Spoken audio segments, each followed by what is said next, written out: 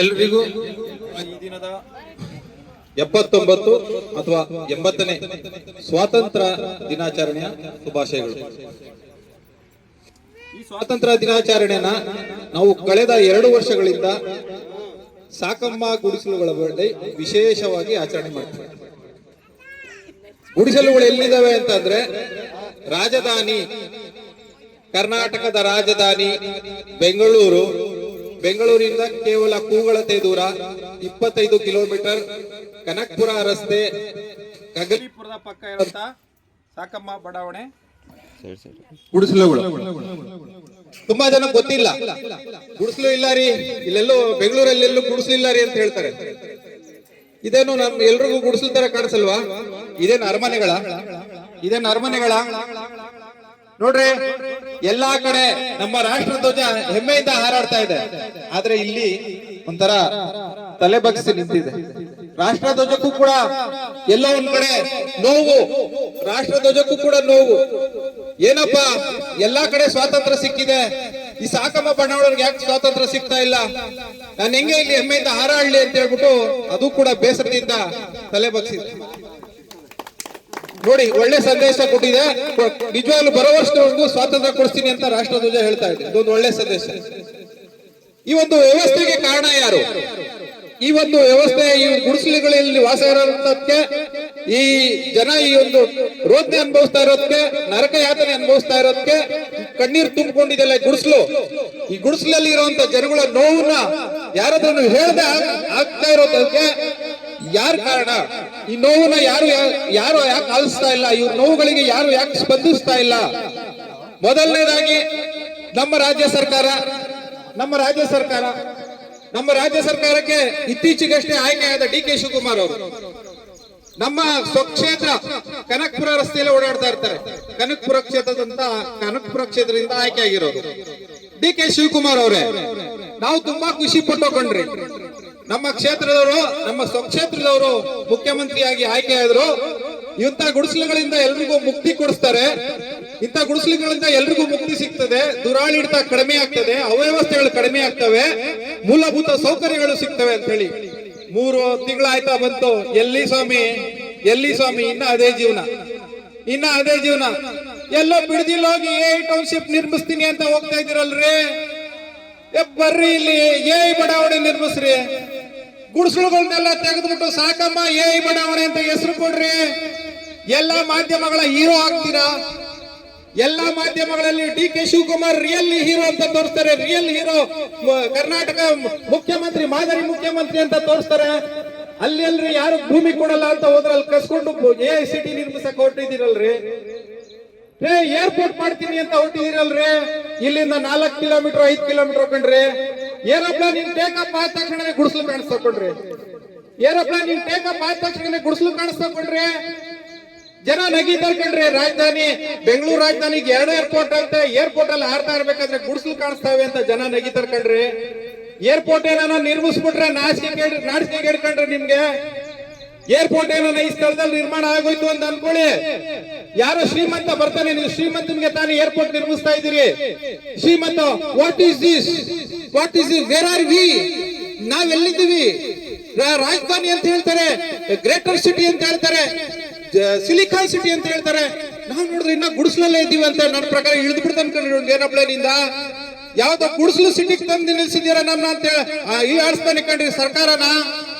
ಡಿ.ಕೆ. ಶಿವಕುಮಾರ್ ಅವರೇ, ನಿಮ್ಮ ನೈತಿಕತೆ ಇದ್ರೆ ಬರುವ ಒಂದು ಸ್ವಾತಂತ್ರ್ಯ ದಿನಾಚರಣೆ ಒಳಗಡೆ ಈ ಒಂದು ಗುಡಿಸಲು ನಿವಾಸಿಗಳಿಗೆ ಮುಕ್ತಿ ಕೊಡಿಸ್ರಿ, ಹಕ್ಕುಪತ್ರ ಕೊಡಿಸ್ರಿ. ನಿಮ್ಗೆ ಇದು ವಿಳಾಸ ಗೊತ್ತಿಲ್ಲದೆ ಇರಬಹುದು. ಈ ಒಂದು ಕ್ಷೇತ್ರದ ಯಶವಂತಪುರ ಕ್ಷೇತ್ರದ ಶಾಸಕರಾದ S.T. ಸೋಮಶೇಖರ್ ಅವರು ಕೇಳ್ರಿ, ಇದ್ರ ವಿಳಾಸ ಹೇಳ್ತಾರೆ. ಮತ ಕೇಳಕ್ ಬರ್ತಾರ್ರಿ ಪ್ರತಿ ಚುನಾವಣೆಯಲ್ಲಿ. ಅವರು ಅವರ ಕಾರ್ಯಕರ್ತರು ಎಲ್ರು ಬರ್ತಾರ್ರಿ ಇಲ್ಲಿಗೆ. ಅವ್ರಿಗೆ ಗೊತ್ತು S.T. ಸೋಮಶೇಖರ್ ಅವ್ರಿಗೆ. ಅವ್ರನ್ನ ಕರ್ಕೊಂಬರ್ರಿ, ನಿಮ್ ಜೊತೆ ಬರ್ತಾರೆ. ಅವ್ರ ಕಾರ್ಯಕರ್ತರನ್ನ ಕರ್ಕೊಂಬರ್ರಿ, ಇಲ್ಲಿ ಬಂದು ತೋರಿಸ್ತಾರೆ ಗುಡಿಸಲುಗಳಿದೆ ಅಂತ ಹೇಳಿ. ಆದಷ್ಟು ಬೇಗ ಡಿ.ಕೆ. ಶಿವಕುಮಾರ್ ಅವರು AICT ಮಾಡೋ ಮುಂಚೆ ಏರ್ಪೋರ್ಟ್ ಮಾಡ್ತೀರಾ, ಅದು ಬಿಡ್ತೀರಾ, ಅದು ನಮ್ಗೆ ಗೊತ್ತಿಲ್ಲ. ಮಾಡೋದು ಮುಂಚೆ ಇವ್ರಿಗೊಂದು ಸೂರುಗಳನ್ನ ನಿರ್ಮಿಸ್ಕೊಡ್ರಿ. ಲೋಕಾಯುಕ್ತರ ಹಂತಕ್ಕೆ ತಲುಪಿದೆ ಒಂದು ಪ್ರಕರಣ. ಲೋಕಾಯುಕ್ತರು ಭರವಸೆ ಕೊಟ್ಟಿದ್ದಾರೆ ಹಕ್ಕುಪತ್ರ ಕೊಡಿಸ್ತೀನಿ ಅಂತ ಹೇಳಿ. ಆದ್ರೆ ಲೋಕಾಯುಕ್ತರು ಸ್ಪಂದಿಸ್ತಾ ಇರೋ ರೀತಿ ಯಾರು ಕಂದಾಯ ಇಲಾಖೆ ಅಧಿಕಾರಿಗಳು ಸ್ಪಂದಿಸ್ತಾ ಇಲ್ಲ, ಜಿಲ್ಲಾ ಪಂಚಾಯತ್ ಅಧಿಕಾರಿಗಳು ಸ್ಪಂದಿಸ್ತಾ ಇಲ್ಲ, ಸ್ಥಳೀಯ ಗ್ರಾಮ ಪಂಚಾಯತಿಲಿರುವಂತಹ ಅಧಿಕಾರಿಗಳು ಸ್ಪಂದಿಸ್ತಾ ಇಲ್ಲ, ಗ್ರಾಮ ಪಂಚಾಯತಿಲಿರುವಂತಹ ಜನಪ್ರತಿನಿಧಿಗಳು ಸ್ಪಂದಿಸ್ತಾ ಇಲ್ಲ. ಇವ್ರ ಮೇಲೆ ಹಾಗೆ ಸಾಧಿಸ್ತಾ ಇದ್ದಾರೆ ಸ್ಥಳೀಯ ಗ್ರಾಮ ಪಂಚಾಯತಿಲಿರುವಂತಹ ಜನಪ್ರತಿನಿಧಿಗಳು. ರೈತ ಸಂಘದವ್ರ ಹತ್ರ ಹೋಗಿ ನ್ಯಾಯ ಕೇಳಿದ್ರು, ನಾವ್ಯಾಕೆ ಅವ್ರಿಗೆ ನ್ಯಾಯ ಕೊಡ್ಸೋಣ ಅಂತ ಹೇಳಿ ಹಾಗೆ ಸಾಧಿಸ್ತಾ ಇದ್ದಾರೆ. ನೋಡ್ರಿ, ನಿಮ್ದೇನೇ ವಿಷಯ ಇದ್ರು ನಮ್ದು ನಿಮ್ದು ವೈಯಕ್ತಿಕ ಇರ್ಬೋದು, ಆದ್ರೆ ಈ ಬಡವ್ರಿಗೂ ನಿಮ್ಗೂ ಏನ್ರಿ ದ್ವೇಷ? ನಿಮ್ಗೆಲ್ಲ ಓಟ್ ಹಾಕಿದಾರಲ್ಲಪ್ಪ ಇಲ್ಲಿ, ನಿಮ್ಗೆಲ್ಲ ಓಟ್ ಹಾಕಿ ಅವರೇ ತಾನೇ ಗೆಲ್ಸ್ಕೊಟ್ಟಿರೋದು. ನಿಮ್ಮಲ್ಲಿ ನೈತಿಕತೆ ಇದ್ರೆ ಜನಪ್ರತಿನಿಧಿಗಳು ಪ್ರಾಮಾಣಿಕವಾಗಿ ಕ್ಷಮಿಸ್ರಿ, ನೆಮ್ಮದಿಯಿಂದ ನಿದ್ದೆ ಮಾಡ್ತೀರಿ. ದುಡ್ಡಿಂದ ನೆಮ್ಮದಿ ಇಲ್ಲ, ದುಡ್ಡಿಂದ ನೆಮ್ಮದಿ ಇಲ್ಲ. ಇಂತ ಬಡವರಿಗೆ ನ್ಯಾಯ ಕೊಡಿಸ್ರೆ ಅವತ್ತಿನ ದಿನ ನೀವು ನೆಮ್ಮದಿಯಾಗಿ ನಿದ್ದೆ ಮಾಡ್ತೀರಿ. ಯಾರೋ ಗುಡಿಸಲಲ್ಲಿ ಇದ್ದವ್ರಿಗೆ ಸೂರ್ಯನ ನಾವು ಕಲ್ಪಿಸ್ಕೊಟ್ಟಿದೀವಿ ಅಂತ ನೆಮ್ಮದಿಯಾಗಿ ನಿದ್ದೆ ಮಾಡ್ತೀರಿ. ನಿಮ್ ಮಕ್ಕಳು ಹೊಗಳ್ತಾರೆ, ನಮ್ ತಂದೆ ಗುಡಿಸಲಲ್ಲಿ ಇರೋರಿಗೆ ಮನೆ ಕಟ್ಟಿಸ್ಕೊಟ್ಟ ಅಂತ ಹೇಳಿ, ಹಕ್ಕುಪತ್ರ ಕೊಡಿಸ್ತಾ ಅಂತ ಹೇಳಿ ಹೊಗಳ್ತಾರೆ ನಿಮ್ಮನ್ನ. ನಿಮ್ಮ ಮನಸಾಕ್ಷಿ ಒಪ್ಪುತ್ತೆ, ನಿಮ್ಮ ಮನಸಾಕ್ಷಿ ಕೂಡ ಹೇಳ್ತಾ ಇದೆ ನಿಜವಾಗ್ಲೂ ಅನ್ಯಾಯ ಆಗ್ತಾ ಇದೆ ಅಂತ ಹೇಳಿ. ಇವ್ರ ಮೇಲೆ ಹಾಗೆ ಸಾಗಿಸಕ್ ಬರ್ತೀರಾ?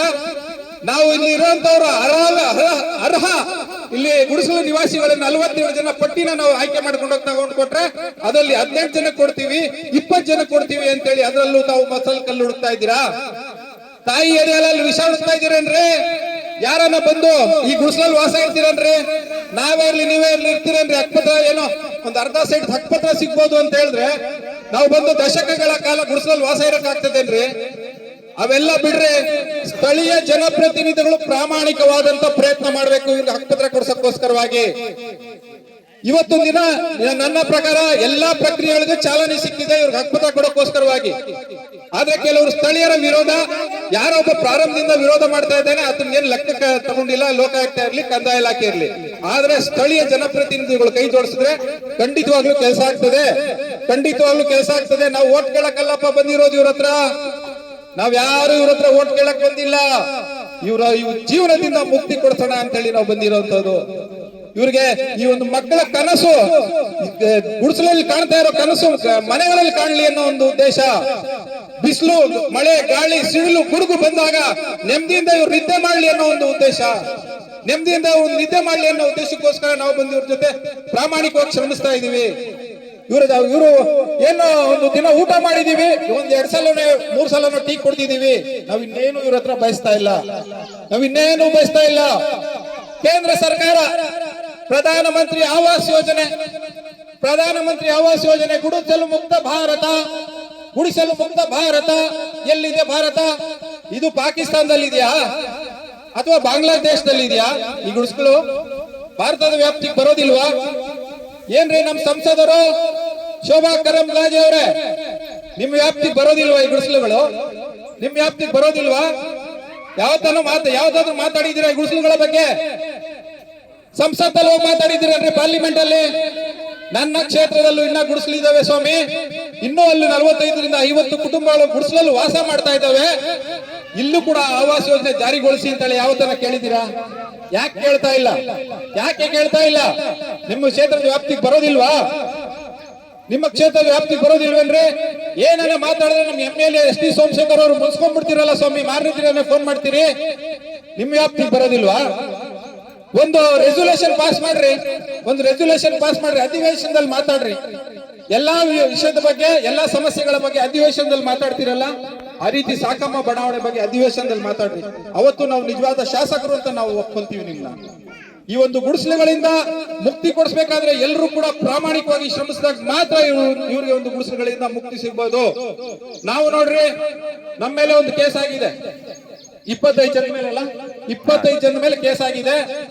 ಏನಂತ ಹೇಳಿದೀವಿ ಗೊತ್ತಾ? ಪಂಚಾಯತಿ ಮುಂದೆ ಹೋಗಿ ನಮ್ಮ ಕೋಟ್ಯಾಂತರ ರೂಪಾಯಿ ಲೂಟಿ ಮಾಡ್ತಾ ಇದೀವಿ, ಅದಕ್ಕೆ ಅವಕಾಶ ಮಾಡ್ಕೊಡಿ ಅಂತ ಹೇಳಿದ್ವಾ? ನಾವು ಹೋಗಿ ನಿಮ್ಮ ಹತ್ರ ಕೇಳಿದ್ವಾ? ಅಥವಾ ನಿಮ್ಮನ್ನು ಬಂದು ಕೈ ಕಾಲು ಹಿಡ್ಕೊಂಡು ನೀನ್ ಕಾರ್ಯ ನಿರ್ವಹಿಸ್ಬೇಡಪ್ಪ, ನೀನ್ ಕರ್ತವ್ಯ ಮಾಡ್ಬೇಡ, ನಿನ್ ಕರ್ತವ್ಯ ಕಡ್ಡಿ ಮಾಡ್ತೀನಿ ಅಂತ ಹೋಗಿ ನಿನ್ ಅಧಿಕಾರಿಗೂ ಕೈ ಕಾಲು ಹಿಡ್ಕೊಂಡಿದ್ವಾ? ಹಕ್ಕುಪತ್ರ ಕೊಡಿ ಅಂತೇಳಿ ಪಂಚಾಯತಿ ಮುಂದೆ ಹೋಗಿ ಕೂತಿದ್ದು. ನಮ್ಮ ಮೇಲೆ ಕೇಸ್ ಮಾಡಿದ್ರ? ಅವತ್ತು ಕಳೆದ ಕೆಲವು ದಿನಗಳ ಹಿಂದೆ ಯಾರು ಕೇಸ್ ಮಾಡಿದ್ರು ಅವರೇ ಹೋಗಿ ಪೊಲೀಸ್ ಸ್ಟೇಷನ್ ಮುಂದೆ ಕೂತ್ಕೊಂತಾರೆ. ಪಂಚಾಯತಿಲಿ ಇದ್ದಿದ್ದು 3 ಅಧಿಕಾರಿಗಳು, ಅವ್ರಿಗೆ ಮಾತ್ರ ಕರ್ತವ್ಯ ಕಡ್ಡಿ ಆಯ್ತು.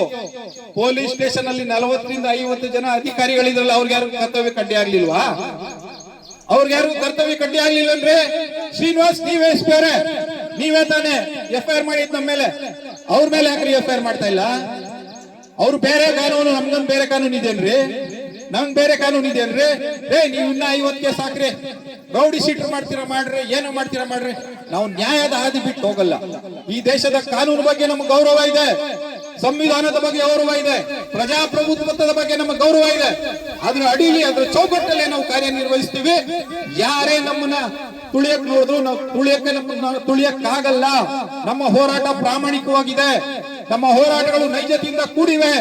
ಈ ಬಡವರಿಗೆ ಇಲ್ಲೊಂದು ಗುಡಿಸಲುಗಳ ಜಾಗದಲ್ಲಿ ಮನೆಗಳು ನಿರ್ಮಾಣ ಆಗಬೇಕು, ಅಲ್ಲಿವರೆಗೂ ನಾವು ಪ್ರಾಮಾಣಿಕವಾಗಿ ಶ್ರಮಿಸ್ತೀವಿ.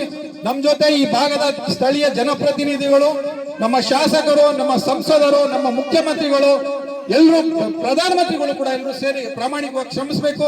ಈ ಒಂದು ಜಾಗದಿಂದ ಗುಡಿಸಲು ಮುಕ್ತ ಬಡಾವಣೆ ಇದಾಗಬೇಕು ಅಂತ ಹೇಳಿ ಈ ಸಂದರ್ಭದಲ್ಲಿ ಎಲ್ಲರೂ ಮನವಿ ಮಾಡ್ಕೊಂತ, ನನಗೆ ಇಷ್ಟೊಂದು ಮಾತಾಡಕ್ಕೆ ಅವಕಾಶ ಮಾಡಿಕೊಟ್ಟಂತ ಎಲ್ರಿಗೂ ನಾನು ಧನ್ಯವಾದ ಅರ್ಪಿಸ್ತೀನಿ. ಈ ಸಾಕಮ್ಮ ಬಡಾವಣೆ ನಿವಾಸಿಗಳಲ್ಲಿ ತುಂಬಾ ಒಂದು ಆತ್ಮಸ್ಥೈರ್ಯ ಇದೆ. ಅವರು ಕೂಡ ಎಲ್ಲಿ ನ್ಯಾಯ ಕೇಳಬೇಕು ಅನ್ನೋದು ಚೆನ್ನಾಗಿ ಗೊತ್ತಾಗಿದೆ ಅವ್ರಿಗೆ. ಈಗ ಉಪಲೋಕಾಯುಕ್ತ ಫಣೀಂದ್ರ ಅವರು ಕೂಡ ನಮ್ಗೆ ಭರವಸೆ ಕೊಟ್ಟಿದ್ದಾರೆ. ನಾವ್ ಯಾರು ಮುಂದೆ ಹೋಗ್ಲಿಲ್ಲ ಅಂದ್ರು ಅವರೇ ನೇರವಾಗಿ ಬಂದು ನಿಂತು ನ್ಯಾಯ ಕೊಡಿಸ್ತಾರೆ ಅನ್ನೋ ಒಂದು ಭರವಸೆ ಇದೆ. ಈ ಒಂದು ಲೋಕಾಯುಕ್ತದ ಮೇಲೂ ಕೂಡ ನಂಬಿಕೆ ಇದೆ. ಎಲ್ಲರೂ ನಾವು ಇವ್ರಿಗೊಂದು ನ್ಯಾಯ ಕೊಡಿಸ್ತೀರ ಅನ್ನೋ ನಂಬಿಕೆಯಿಂದ ನಾವು ಇವತ್ತೊಂದಿನ ಸ್ವಾತಂತ್ರ್ಯ ದಿನಾಚರಣೆ ಹೆಮ್ಮೆಯಿಂದ ಹೇಳ್ತೀವಿ. ಬೋಲೋ ಭಾರತ್ ಮಾತಾ ಕಿ, ಬೋಲೋ ಭಾರತ್ ಮಾತಾ ಕಿ. ಸಾಕಮ್ಮ ಬಡಾವಣೆ ಗುಡಿಸಲು ನಿವಾಸಿಗಳಿಗೆ, ಸಾಕಮ್ಮ ಬಡಾವಣೆ ಗುಡಿಸಲು ನಿವಾಸಿಗಳಿಗೆ, ಇವರ ಪರ ಪ್ರಾಮಾಣಿಕವಾಗಿ ಶ್ರಮಿಸುತ್ತಿರುವ ಕರ್ನಾಟಕ ರಾಜ್ಯ ರೈತ ಹಿತರಕ್ಷಣಾ ಸಂಘದ ಎಲ್ಲ ಪದಾಧಿಕಾರಿಗಳಿಗೆ ಬೋಲೋ ಭಾರತ್ ಮಾತಾ ಕಿ. ಎಲ್ರಿಗೂ ಧನ್ಯವಾದ.